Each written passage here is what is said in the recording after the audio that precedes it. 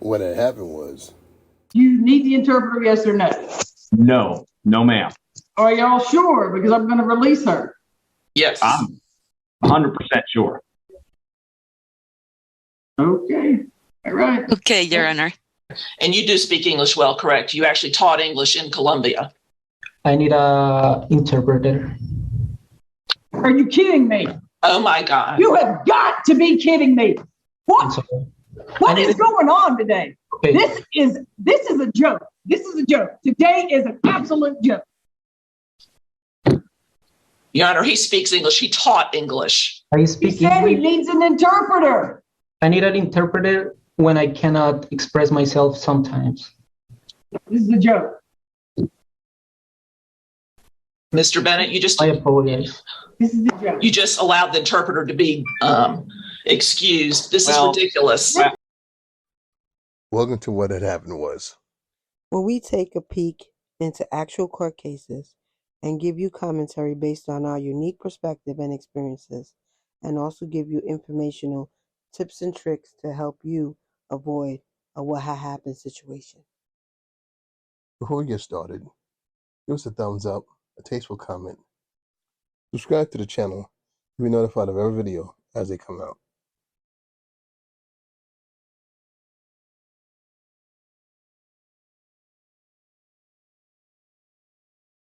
On, stay on mute. I need everybody's cameras on and everybody to stay on mute. Everybody's camera stay on. Everybody stay on mute. Everybody's cameras on. Everybody stay on mute. Got to see your face. Got to see everybody's face. Everybody's face this morning. Everybody's face. Everybody's face. Everybody's face. I got to see it. Cameras on. Stay on mute. Cameras on. Stay on mute. Cameras on and stay on mute. La juez necesita ver su rostro y tienen que estar en el micrófono apagado. And that too. Cameras on, stay on mute. And Miss Wright, just shake your head. Are you ill? Are you sick? Okay, then get out of bed.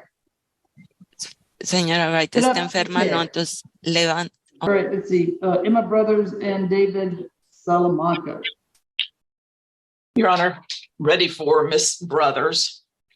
Ready for Mr. Salamanca, Your Honor. Okay, do y'all have any witnesses besides your clients? No, Your Honor. And on the part of the respondent, no, Your Honor, my client will also remain silent at this time. Okay. All right, Ms. Brothers and let's see. Salamanca. I'm sorry. Take yourselves on mute and raise your right hand. Your Honor, if you could turn up your volume a little bit, it's hard to hear you. I think something's wrong with yours. You keep getting a lot of feedback.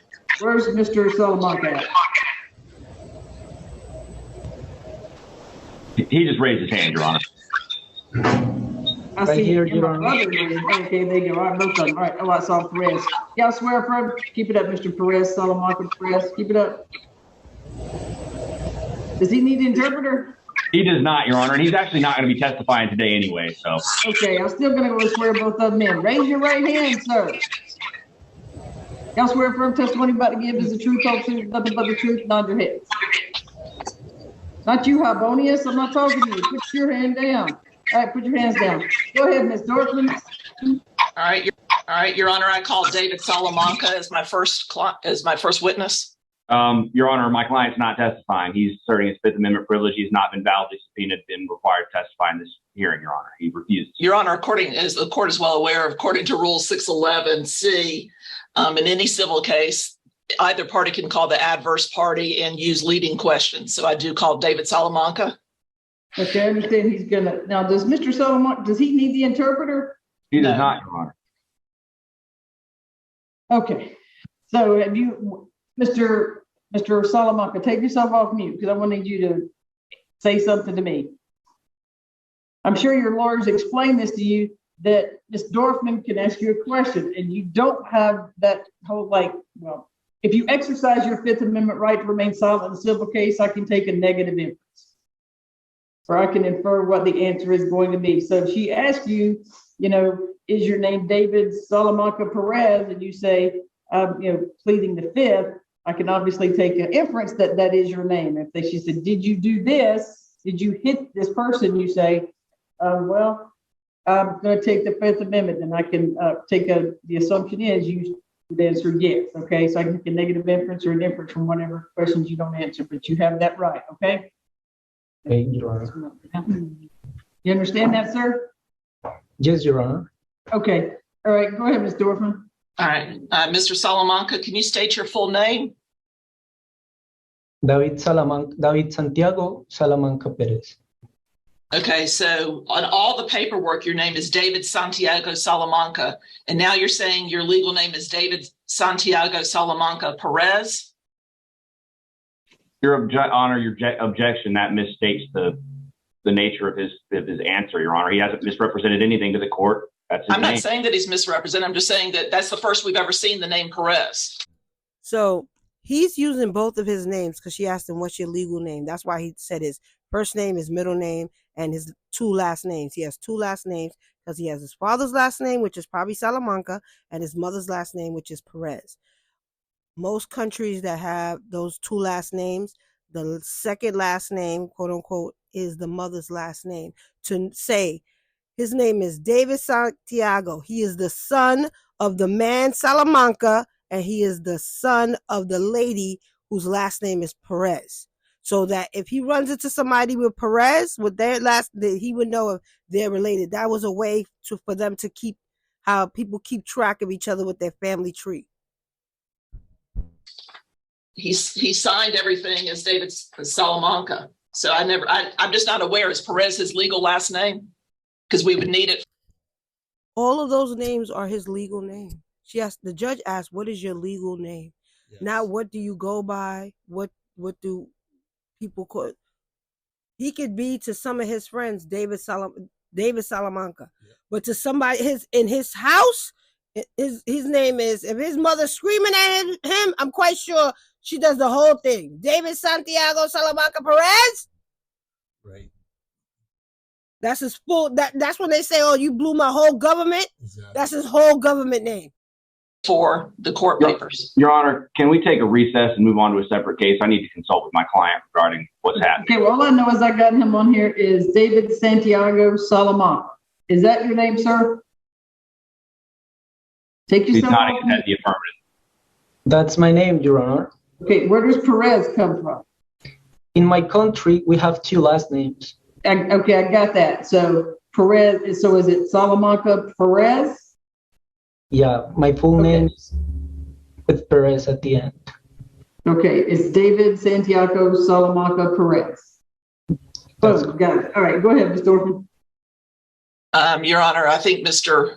Bennett said he would like to consult with his client. Mr. Bennett, I would be asking about many incidents that occurred with the petitioner. And so doesn't sound like it's going to be a brief hearing in that case, Your Honor. So I suppose it won't take me long. We're going to go through this whole Fifth Amendment thing. I'm going to have a little bit of time to explain to my client. This is actually the first time I've ever had this situation occur in a TPO hearing. Typically, my clients, it's just the first time this occurred. So I need to. Your Honor, we've had this occur many, many times on TPOs. Again, it is a civil hearing following the Civil Procedure Act, and true. Rule 611C is very, very clear that I can call the adverse party and use leading questions. All right, so you want to talk to him? Do you need him in a breakout room, or can you call him? Me? Oh, he's right down the hallway, Judge. Okay, do you want to go call him to explain to him? Yes, ma'am. I'd like to go speak to him if I can have 10 minutes, please. Okay, all right, let's see. Okay. Mr. Bennett. Yes, ma'am. You need the interpreter, yes or no? No, ma'am. Are y'all sure? Because I'm going to release her. Yes. I'm 100% sure. Okay. All right. Okay, Your Honor. Thank you. So much. Thank you. My pleasure. All right. Go ahead, Ms. Dorfman. Ask your questions. All right. So I was just so Mr. Salamanca is still under oath, correct? No, ma'am. I'm objecting to Ms. Dorfman asking questions of my client. He is not under subpoena. There has been no subpoena filed. He doesn't have to be subpoena. He's been served. He's the adverse party. He's the adverse party. What is the authority? And forgive my ignorance here. What's the authority that requires or allows a attorney for another party to call an adverse party as a witness without having been subpoenaed? If he Every has, single civil case in the state of Georgia, it's 24-6-611. When I was on the bench, I probably had this happen at least 1,000 times. I've never had respondents counsel not understand that this was allowed. And I know Judge Manning, and as well as all the other judges that hear TPOs around Georgia, are all very familiar with 24-6-611. I can call the adverse party and I can cross-examine him. I apologize for throwing a wrench into the process, Judge, but I feel like this is necessary to preserve this. 24-6-611 is regarding the order of presentation of witnesses. Look at C. Subsection C does say you can use leading questions on direct examination. When you call an adverse party. When a party calls a hostile witness an adverse party or a witness identified as an adverse party. But does that, the subpoena rule? And you can call the adverse party in civil cases. Okay. He can still assert his Fifth Amendment right, but I can take a negative inference from his assertion of his right. She is allowed to ask questions. Mr. Perez, Understood. Please take yourself off mute. I'm sure Ms. Dorfman will make it very slow and painless. Where is Go ahead, Ms. Dorfman. All right. Mr. Salamanca, can you state your full name again for the record? David Santiago Salamanca Perez, All right. And how old are you? 25. Okay. And you do speak English well, correct? You actually taught English in Columbia. I need a interpreter. Are you kidding me? Oh my God. You have got to be kidding me. What is going on today? Okay. This is a joke. This is a joke. Today is an absolute joke. So the judge she just lost it. She just lost it. And even the person that's getting ready to ask her questions like, oh my, like what? We're all speaking in English, and he just said, yes, I need an interpreter. In English. And his lawyer just said he doesn't need an interpreter. And she said, did you used to teach English in your country? He said, yes. Your Honor, he speaks English. He taught English. I He speak said he English. needs an interpreter. I need an interpreter when I cannot express myself sometimes. He is either a great legal mind or just regular slick, because he's saying he needs it. But if they don't give him an interpreter, he can claim that he was unfairly tried. He wasn't sure what happened. And in this day and age, he can get a mistrial. Now, and they haven't even read to say what he's done yet. This is a joke. Mr. Bennett, I apologize. This is a joke. you just allowed the interpreter to be excused. This is ridiculous. My understanding is that he does understand English. And He does understand English. All I can go off is what Mr. Perez, do you? He's correct. He does need an interpreter. He needs to make sure his thoughts are being expressed correctly. He has to defend himself because he said he speaks English, and they said he taught English, but they act as if he's taught every word from, the Webster's dictionary from A to Z. Like he knows every word and every translation. And a lot of people don't know a lot of words. And those of you who know about different languages know there's some languages called command languages, which Spanish is one. So the same thing I would say in English, I would not say, does not sound the same in Spanish. In English, I might say I'm going to the store. In Spanish, it's to the store I'm going. So you want to make sure there's no misrepresentation, no misunderstandings in anything in the interpretation. I want to make sure your thoughts are accurately conveyed to make sure you get dealt with properly. Plus, the legal terms. Remember, the interpreter is she's there translating legal terms and everything like that. So she may not, and who knows, she might even have a law degree. She might make more money, or it might just work for her being an interpreter or whatever, going from and practicing and keeping her skills up or whatever. But the interpreter is going to have more of an idea of the words being used. So they say, and here's the other thing too, charges in different places or have different levels. So when they say, first degree, second degree, or whatever, in some states, third degree is the worst, and in other states, third degree is not the worst. Exactly. So he does. It's always good to have someone that can explain.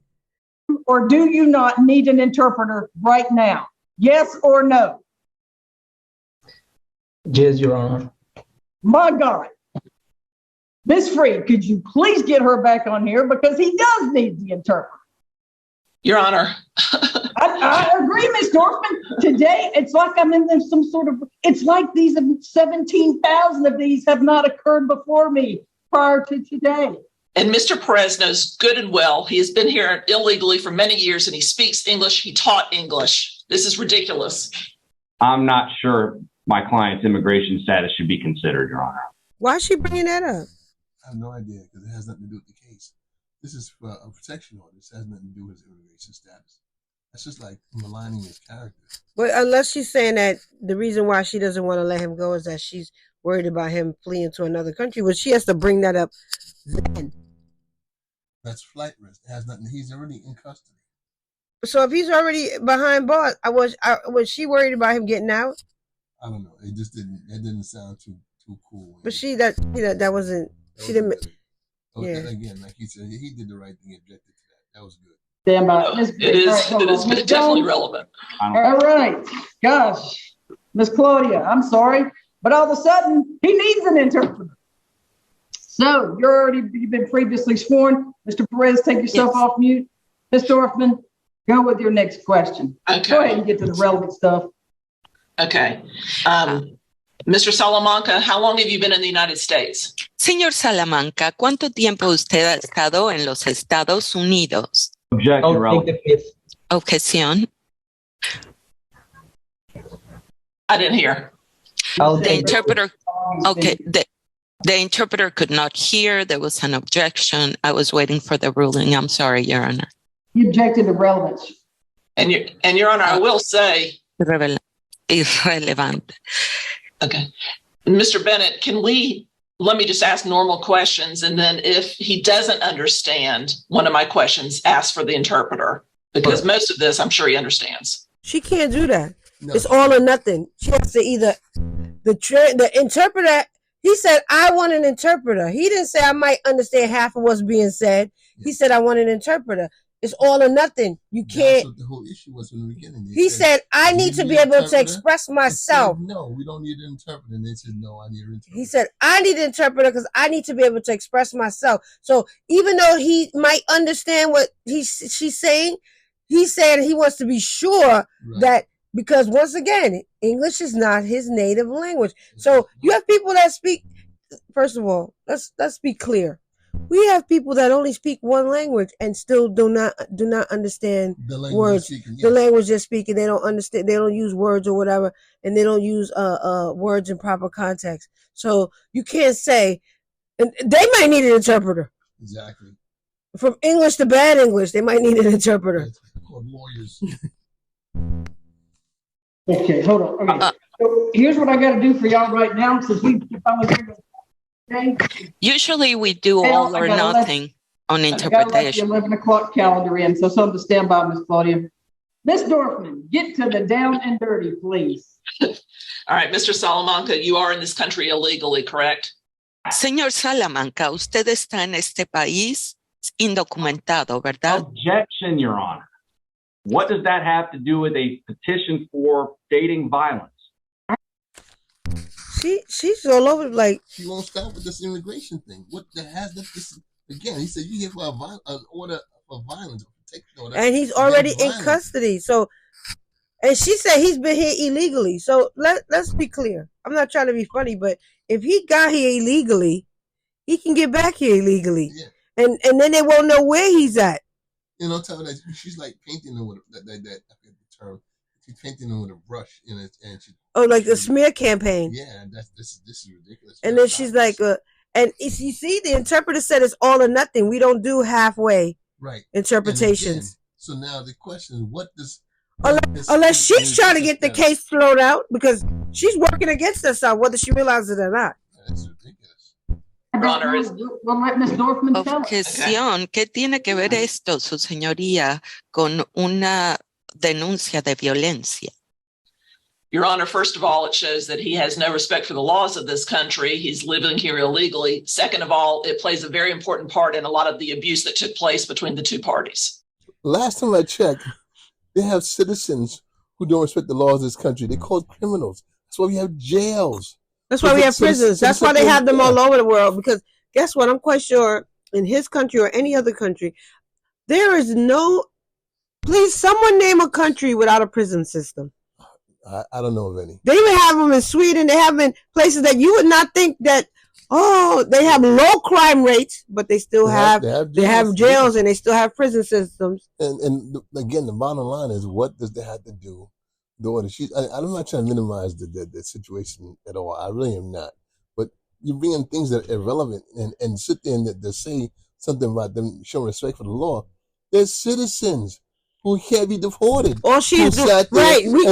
Who show no respect for the law. We can't get rid of them. So they got no respect for the law. They got caught, and we still got to pay for them. And we can't get rid of them. You can't send them anywhere. No.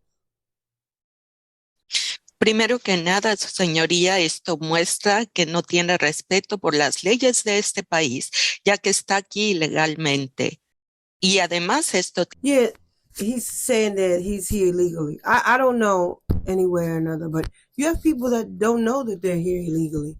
They might have come here as small children or they don't know. And it doesn't matter what country or continent you came from. Stay tuned for part 2 of what happened was.